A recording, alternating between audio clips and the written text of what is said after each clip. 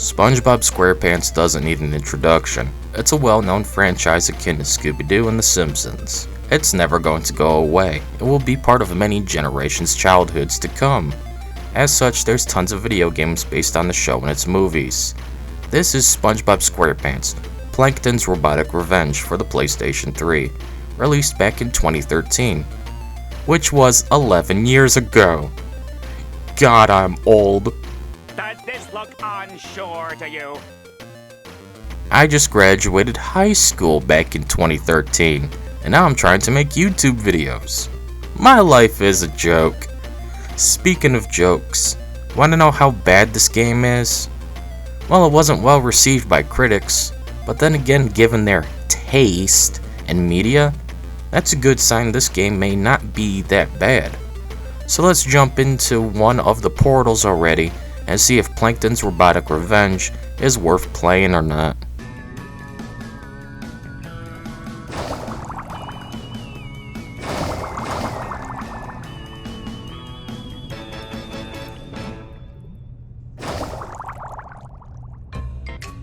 The plot is typical of the show.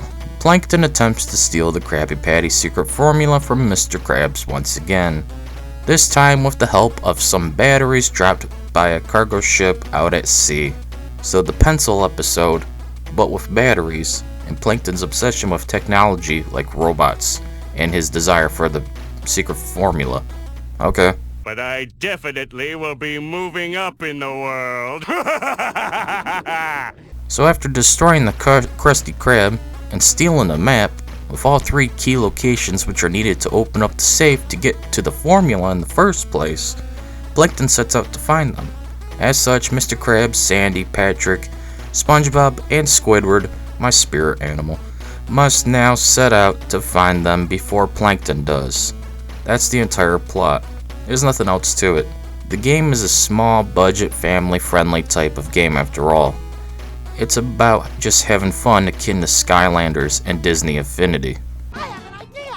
SpongeBob has an idea! We're saved! We're saved! What is it, boy?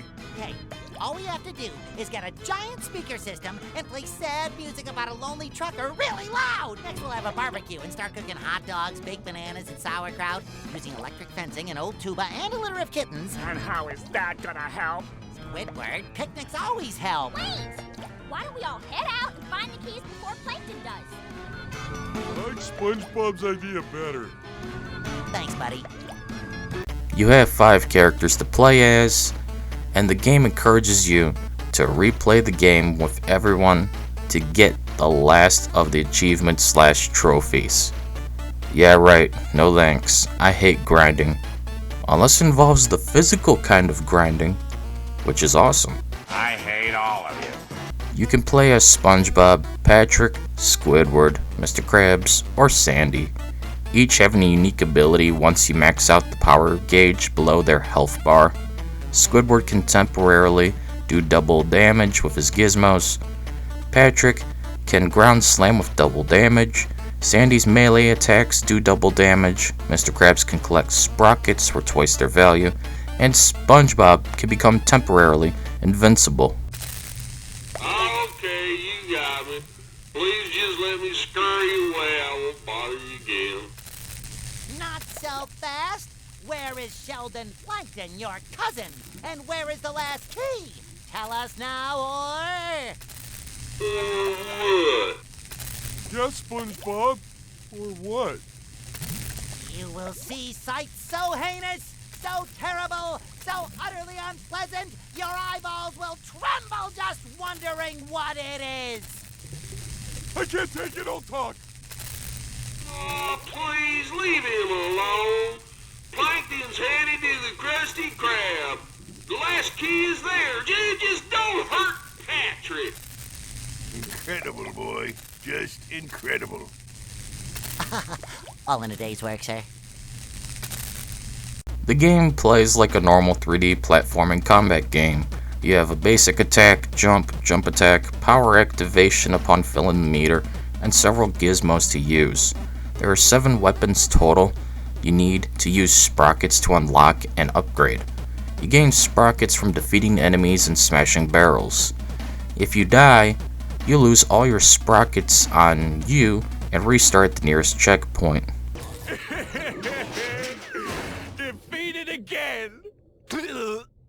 Why is it that even with my superior intellect, powerful technology, and dashing good looks, I cannot realize my dream of fast food supremacy? If you make it to the end of a level, let alone find a store machine in a level, you can store every sprocket you got on you to keep it safe from being lost, and use to unlock and upgrade gizmos whenever you want. By the end of the game, you should easily have maxed out all 7 weapons, which you'll need, as Plankton and his family are not easy, especially Plankton, as the last boss is normally always the strongest.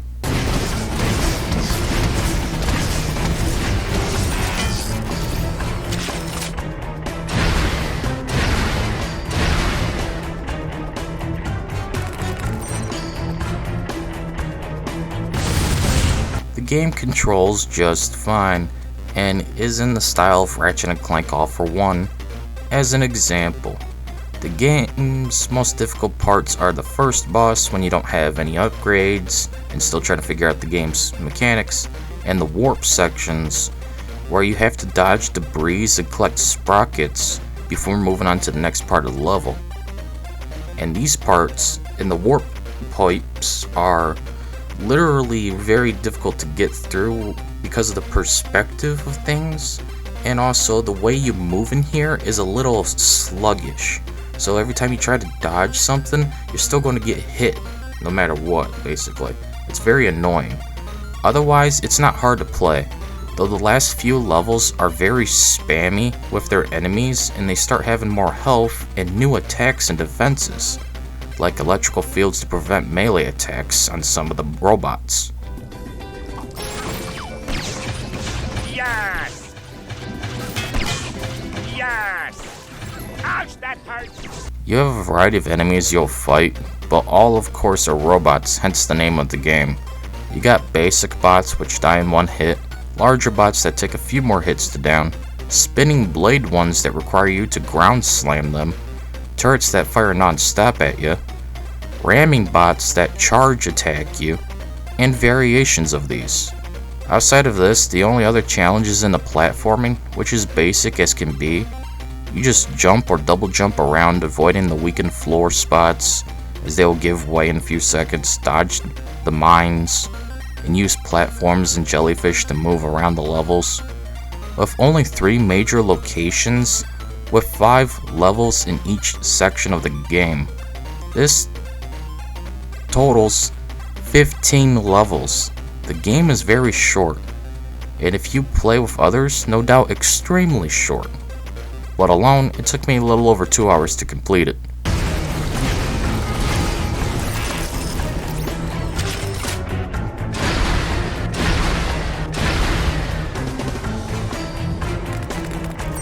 At the end of the day, SpongeBob SquarePants Plankton's Robotic Revenge is an okay game. It's nothing great nor awful, with decent fun to be had, especially for kids and families.